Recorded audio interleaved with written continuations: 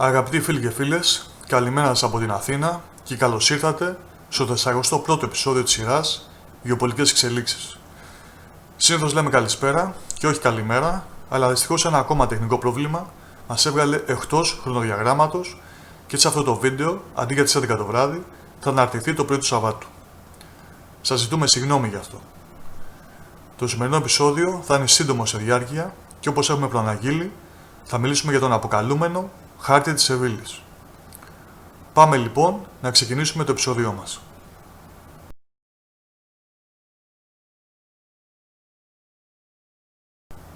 Στη διαδικτυακή έρευνα που κάναμε για το χάρτη της Σεβίλης, βρήκαμε πολλά άρθρα και πολλές ενημερωτικές ιστοσελίδες, που όμως είτε είναι το ίδιο άρθρο που αναπαράγεται αυτούσιο με τη γνωστή εφαρμογή του copy-paste, είτε έχουν κάποιες διαφορετικές πληροφορίες. Το πιο αναλυτικό δημοσίευμα, και πιστεύουμε ότι είναι και το καλύτερο από όλα που μπορέσαμε να εντοπίσουμε, είναι της ειδησιογραφικής ιστοσελίδας Πρώτο Θέμα, που από τις πληροφορίες που παραθέτει φαίνεται ότι έχει γίνει σωστή και καλή έρευνα πάνω σε αυτό το ζήτημα. Τι είναι λοιπόν αυτός ο περιβόητος χάρτης της Σεβίλης που η Τουρκία δαιμονοποιεί όπου βρεθεί και όπου σταθεί? Εδώ βλέπουμε το χάρτη της Ελλάδας, που για μία ακόμα φορά να πούμε ότι τον έχουμε σχεδιάσει εμείς για να μην έχουμε προβλήματα με τα πνευματικά δικαιώματα, είναι ενδεικτικός και απλά μας βοηθάει στη δημιουργία του βίντεο. Αυτό σημαίνει ότι έχει ελλείψεις, γίνονται συνεχώς διορθώσεις, αλλά έχουμε φροντίσει νησιά που είναι σημαντικά για το σημερινό βίντεο, όπως το Καστελόριζο, να φαίνονται κανονικά. Σύμφωνα λοιπόν με τις περισσότερες ιστοσελίδες, το 2003 ή 2004, η Ευρωπαϊκή Ένωση ανέθεσε στο Πανεπιστήμιο της Σεβίλης στην Ισπανία να απεικονίσει τις αποκλειστικές οικονομικές ζώνες των ευρωπαϊκών κρατών με βάση το Δίκαιο της Θάλασσας του 1982. Και αυτό το έργο το ανέλαβαν δύο καθηγητές. Εμείς όμως, όπως προείπαμε, θα πάμε σύμφωνα με την ιστοσελίδα Πρώτο Θέμα, που φαίνεται να έχει καλύτερη πληροφόρηση και λέει ότι οι δύο καθηγητές, Χουάν Λουίς Σοάρες Ντε Βιβέρο και Χουάν Κάρλος Ροντρίγκες Ματέος του Πανεπιστημίου της Σεβίλης, με την υποστήριξη του Υπουργείου Παιδείας και Επιστημών της Ισπανίας, δημιούργησαν το 2007 και έκδοσαν τον Άτλαντα των Ευρωπαϊκών Θαλασσών και Ωκεανών. Στα αγγλικά, Atlas of the European Seas and Oceans, Marine Jurisdictions, Sea Uses and Governance. Σε αυτό λοιπόν είχαν καταγράψει όλη τη θαλάσσια γεωγραφία της Ευρώπης μαζί με αναλυτικούς χάρτες και γραφήματα. Αυτό λοιπόν το έργο το πήρε μετά η Ευρωπαϊκή Επιτροπή, το υιοθέτησε και το ενέταξε στη στρατηγική ολοκληρωμένης θαλάσσιας πολιτικής της Ευρωπαϊκής Ένωσης, γνωστή και ως μπλε βιβλίο, στα αγγλικά Blue Book. Ας διαβάσουμε μαζί το εισαγωγικό κείμενο των δύο καθηγητών που υπάρχει στον Άτλαντα των Ευρωπαϊκών Θαλασσών και Ωκεανών. Η Ευρώπη και ειδικότερα η Ευρωπαϊκή Ένωση, η οποία περιλαμβάνει ήδη μια ομάδα 27 χωρών, δίνει σε 2 ωκεανούς και 4 θάλασσες με ύδατα δικαιοδοσίας που εκτείνονται στα υποτροπικά γεωγραφικά πλάτη έως περιοχές που πλησιάζουν το Βόρειο Πόλο. Υπάρχει μια πολιτική διάσταση στην προβολή της εθνικής κυριαρχίας έναντι των θαλασσών και των ωκεανών, που δεν περιορίζεται αποκλειστικά σε εδαφικά ζητήματα, αναδιατάσσοντας τα σύμβολα στον πολιτικό χάρτη, καθώς επίσης επηρεάζει τον τρόπο με τον οποίο διέπεται η επικράτεια ενός κράτους. Άρα, οι θαλάσσιες υποθέσεις είναι να συμμετέχει όλο και περισσότερο στην πολιτική ατζέντα. Επομένως, ένας Άτλαντας της θαλάσσιας Ευρώπης, δικαιολογείται από την ανάγκη να αντικατοπτρίζεται αυτή η περίσταση και ο κύριος σκοπός της είναι να καταγράψει αυτήν τη νέα γεωγραφία σε χάρτες και γραφήματα. Ας προχωρήσουμε. Σε αυτό λοιπόν το έργο των δύο Ισπανών καθηγητών συμπεριλαμβάνονται φυσικά και οι αποκλειστικές οικονομικές ζώνες όλων των χωρών της Ευρωπαϊκής Ένωσης.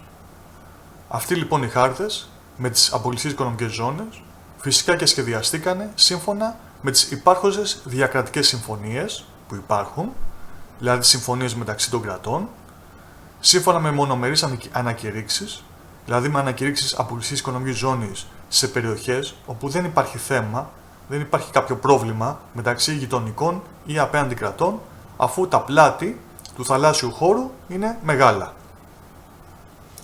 Και σύμφωνα με τη Σύμβαση των Ηνωμένων Εθνών για το Δίκαιο της Θάλασσας.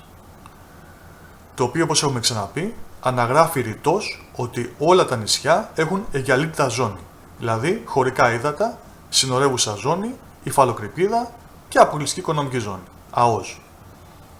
Έτσι δημιουργήθηκε και αυτός εδώ ο χάρτης που βλέπουμε αυτή τη στιγμή και που φαίνεται η αποκλειστική οικονομική ζώνη της Ελλάδας. Και το ξανατονίζουμε σύμφωνα με τη Σύμβαση των Ηνωμένων Εθνών για το Δίκαιο της Θάλασσας και με πλήρη επίρρεια των νησιών. Αυτό σημαίνει ότι, όπως βλέπουμε στο χάρτη, το σύμπλεγμα νησιών του Καστελόριζου, Στρογγύλη, Ρο κτλ. Έχει φυσικά δικαίωμα ΑΟΣ και γι' αυτό η ελληνική ΑΟΣ μπορεί και ενώνεται με την Κυπριακή. Αυτό λοιπόν τρελαίνει την Τουρκία. Αυτός ο χάρτης αποδεικνύει ότι αυτά που λέει η Τουρκία δεν έχουν βάση. Παρ' όλα αυτά, και ενώ η επίσημη ελληνική πλευρά δεν τον έχει καν αναφέρει, η Τουρκία τον χρησιμοποιεί συνεχώς, όπως θα δούμε σε λίγο. Και σε αυτό το σημείο να τονίσουμε ότι η Τουρκία, σε πλήρη αντίθεση με το δίκαιο της θάλασσας, λέει ότι τα νησιά δεν έχουν καθόλου υφαλοκρηπίδα. Προσέξτε, γιατί υπάρχει διαφορά στον όρο υφαλοκρηπίδα και αποκλειστική οικονομική ζώνη, ΑΟΣ, την οποία συζητάμε σε αυτό το βίντεο, που θα βάλουμε και το link στα σχόλια πάνω να το δείτε όταν θέλετε να δείτε αυτό το βίντεο. Είναι από τα πρώτα βίντεο που κάναμε, οπότε να μας συγχωρέσετε εκ των προτέρων για το όποια λάθη είχαμε κάνει τότε, είτε σε χάρτες είτε οτιδήποτε άλλο. Τι συμβαίνει τώρα? Συνέβησαν δύο γεγονότα. Πρώτον, τον περασμένο Αύγουστο έκανε ερώτημα προς την Ευρωπαϊκή Επιτροπή η τουρκική εφημερίδα Hurriyet για το αν αυτός ο χάρτης εκφράζει την νομική θέση της Ευρωπαϊκής Ένωσης. Η απάντηση που έλαβε ήταν η εξής. Οι εξωτερικές εκθέσεις που εκπονούνται από θεσμούς δεν συνιστούν επίσημα έγγραφα της Ευρωπαϊκής Ένωσης και δεν έχουν νομική και πολιτική ισχύ για την Ευρωπαϊκή Ένωση. Θέματα που σχετίζονται με την οριοθέτηση των θαλάσσιων περιοχών και τη χρήση των πόρων στα ύδατα μπορούν να αντιμετωπιστούν μόνο καλή την πίστη βάσει του διεθνούς δικαίου και μέσω διαλόγου και διαπραγματεύσεων σύμφωνα με τις σχέσεις καλής γειτονίας. Δεύτερον, πριν λίγο καιρό, η Αμερικανική Πρεσβεία στην Άγκυρα είπε «Οι ΗΠΑ ως ζήτημα αρχής δεν λαμβάνουν θέση σχετικά με τις διαφορές άλλων κρατών επί των θεμάτων θαλάσσιας αρμοδιότητας». Με σεβασμό στο χάρτη Σεβίλης, οι ΗΠΑ δεν θεωρούν ότι ο χάρτης Σεβίλης έχει νομική υπόσταση. Αντιλαμβανόμαστε ότι η Ευρωπαϊκή Ένωση δεν θεωρεί ότι ο χάρτης Σεβίλης είναι ένα νομικά δεσμευτικό έγγραφο. Οι θαλάσσιες αρμοδιότητες καθορίζονται με συμφωνίες στη βάση του διεθνούς δικαίου από τα αρμόδια κράτη. Αυτές λοιπόν τις δύο δηλώσεις, οι οποίες λένε ότι αυτός ο χάρτης δεν έχει κάποια νομική ισχύ, τις πήραν οι Τούρκοι και η κυβέρνηση και τα τουρκικά μέσα μαζικής ενημέρωσης και είπαν «Είδατε, ο χάρτης της Σεβίλης δεν ισχύει». Οι δηλώσεις όμως ήταν σχετικά με το αν ο χάρτης έχει νομική ισχύ, αν είναι επίσημα νομικό έγγραφο και όχι αν η αποκλειστική οικονομική ζώνη της Ελλάδας και της Κύπρου είναι σωστά και σύμφωνα με το διεθνές δίκαιο αποτυπωμένες στο χάρτη, σε αυτόν τον χάρτη. Η τουρκική κυβέρνηση λοιπόν ζητάει από την Ευρωπαϊκή Ένωση και την Ελλάδα να αποκηρύξουν αυτόν τον χάρτη.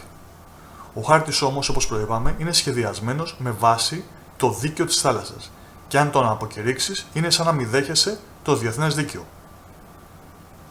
Σημειώστε ότι σύμφωνα με τον διεθνολόγο και βουλευτή της Νέας Δημοκρατίας, κύριο Άγγελο Συρίγο, αυτόν τον χάρτη δεν τον έχει επικαλεστεί ποτέ η Ελλάδα. Και όπως είπε, τα όρια της ελληνικής υφαλοκρηπίδας και εν γέννη των ελληνικών θαλάσσιων ζωνών προσδιορίζονται από το άρθρο 4001 του 2011, γνωστότερο και ως νόμου Μανιάτη, Εκεί ορίζεται ότι αν δεν υπάρχει συμφωνημένη οριοθέτηση με γειτονικά κράτη, προσωρινό όριο θεωρείται η μέση γραμμή. Επίσης, είναι γελίο ότι η Τουρκία κάνει συνεχώς δηλώσεις ότι θέλει να λυθεί το συγκεκριμένο ζήτημα με βάση το διεθνές δίκαιο. Το διεθνές δίκαιο όμως, όπως είδαμε, δίνει δικαίωμα ΑΟΣ αποκλειστικής οικονομικής ζώνης στα νησιά. Επιπροσθέτως, η Τουρκία δεν έχει υπογράψει τη Σύμβαση των ΗΠΑ για το δίκαιο της θάλασσας. Πιο γελίο ακόμα είναι ότι η Τουρκία δεν αναγνωρίζει ούτε την Κύπρο, εφόσον είναι νησί, αλλά με το ψευδοκράτος έχει συνάψει συμφωνία. Θέλετε να σας πω κι άλλα. Η Τουρκία θέλει το Αιγαίο να ονομαστεί κλειστή θάλασσα, για να έχει κάποιες διαφορές στο καθεστώς της, αλλά δεν αποδέχεται ότι η Μαύρη Θάλασσα είναι κλειστή θάλασσα, κάτι που είναι οφθαλμοφανές από όλους. Η Τουρκία έχει επεκτείνει τα χωρικά της ύδατα στα 12 ναυτικά μίλια στη Μαύρη Θάλασσα και στη νότια πλευρά της, αλλά έχει απειλήσει την Ελλάδα με πόλεμο αν πράξει το ίδιο στο Αιγαίο. Φυσικά, όπως καταλάβατε, απλά η Τουρκία τα λέει όπως της συμφέρουν κάθε φορά, παραβλέποντας και το διεθνές δίκαιο και όλα. Αυτός λοιπόν είναι ο χάρτης Σεβίλης, ο χάρτης που οι Τούρκοι αξιωματούχοι κουβαλάνε παντού και ειδικά ο Τούρκος Υπουργός Εξωτερικών, λέγοντας ότι δεν είναι δίκαιο ένα τόσο μικρό νησί σε έκταση, αναφερόμενο στο Καστελόριζο, να έχει τόσο μεγάλη αποκλειστική οικονομική ζώνη και δίνοντας παραδείγματα από κάποιες άλλες δικαστικές αποφάσεις. Μόνο που αυτές είναι δικαστικές αποφάσεις. Και η Τουρκία μέχρι στιγμής δεν αποδέχεται να πάει στο Διεθνές Δικαστήριο της Χάγης για το συγκεκριμένο ζήτημα. Και όπως πληροφορούμαστε, θέτει ως όρους για την έναρξη διερευνητικών συζητήσεων την αποκήρυξη αυτού του χάρτη, την αποστρατικοποίηση των ελληνικών νησιών και τη μη διενέργεια στρατιωτικών ασκήσεων στο Αιγαίο. Σε αυτό το σημείο φτάσαμε στο τέλος και του σημερινού μας επεισοδίου. Ελπίζω να σας άρεσε αυτό το επεισόδιο και να ζητήσω και πάλι συγγνώμη που δεν ήμασταν στην ώρα μας. Δυστυχώς υπάρχουν πολλές βλάβες στα εξαρτήματα του υπολογιστή, καθότι δουλεύει 24 ώρες το 24ωρο. Ευελπιστώ ότι σύντομα θα γίνει κάποια αγορά κάποιων νέων εξαρτημάτων, αλλά και προγραμμάτων. Να σας ευχαριστήσω όλους για την αγάπη σας στο κανάλι και να σας ζητήσω να εγγραφείτε και εδώ και στη σελίδα μας στο Facebook και φυσικά να διαμοιράζετε τα βίντεό μας στα social media, ώστε να μεγαλώνει η παρέα μας. Χαιρετίσματα σε όλους, σε Ελλάδα και εξωτερικό, αλλά στέλνω λίγο περισσότερη αγάπη σε όλους όσους είναι στο εξωτερικό, και στους Έλληνες και στους ξένους. Να προσέχετε την υγεία σας, να είστε αξιοπρεπείς και να είστε καλοί άνθρωποι. Καλημέρα σε όλους.